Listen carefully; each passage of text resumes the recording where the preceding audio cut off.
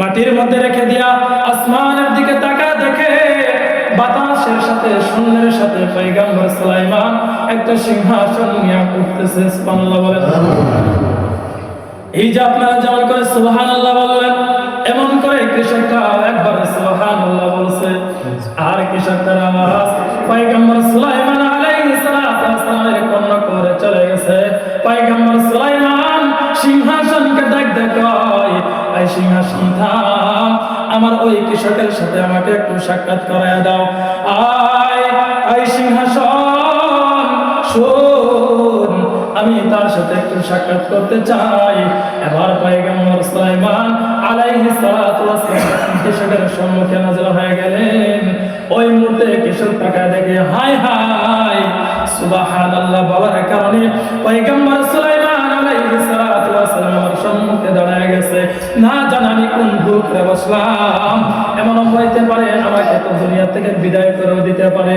পয়গম্বর সুলাইমান আলাইহিস সালাতু ওয়াস সালাম কিভাবে বুঝতে পারলো আল্লাহর পয়গম্বরকে আল্লাহ তাআলা এমন করে ক্ষমতা দিয়েছে, কোন ব্যক্তি যদি হালকা একটু আস্তে আস্তে যদি একটা কথা বলতো, এই কথা বাতাসের সাথে লাগাইয়া পয়গম্বর সুলাইমান আলাইহিস সালাতু ওয়াস সালামের কানে পৌঁছায় দিতে। পয়গম্বর সুলাইমান আলাইহিস সালাতু ওয়াস সালাম কৃষকের সম্মুখে যখন হাজির হলেন, এবার কৃষক কাঁপতে কাঁপতে ডাকা বলেন, পয়গম্বর আমি তো আপনার সাথে কোনো বেয়াদবি করি নাই গো পয়গম্বর, তবু আমি আপনাকে বলতে চাই গো পয়গম্বর, আমার যদি কোনো ভুল হয়ে থাকে আপনি আমাকে মাফ করবেন।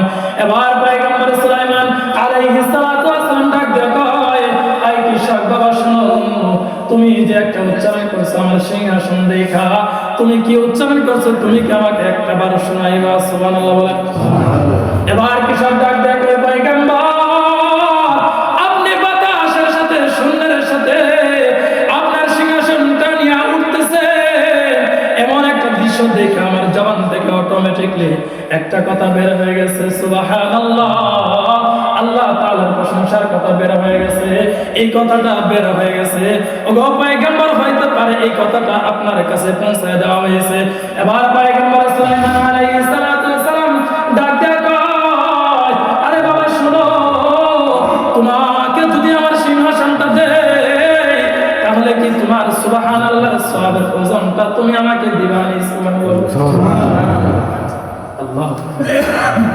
কারণ পয়গম্বর সুলাইমান আলাইহিস সালাতু ওয়াস সালাম বুঝতে পারেন তার সিংহাসনের চাইতে একটা সুবহানাল্লাহ মর্যাদা, একটা সুবহানাল্লাহর নেকি বড় দামি।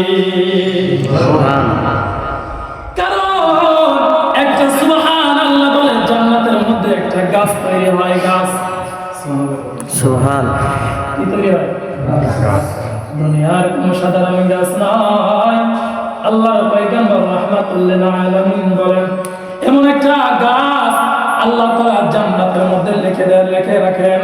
ওই গাছটা যদি আরবের তেজমান ঘোড়াটা নিয়ে একটা নওজোয়ান যুবক যদি 500 বছর এই ঘোড়া এই গাছের চতুর্পাশ দিয়ে যদি দৌড়ানো শুরু করে দেয়, 500 বছর পার হয়ে যাবে, গাছের ছায়া কখনো এরা শেষ করতে পারবে না।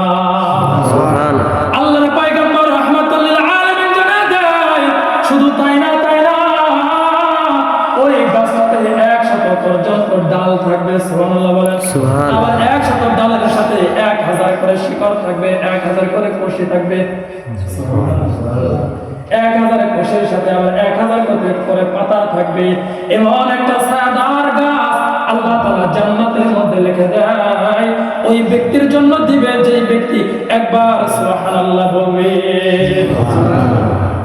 এই যে সুবহানাল্লাহ বললেন, একবার জান্নাতের মধ্যে গাছ হয়ে গেছে, সুবহানাল্লাহ।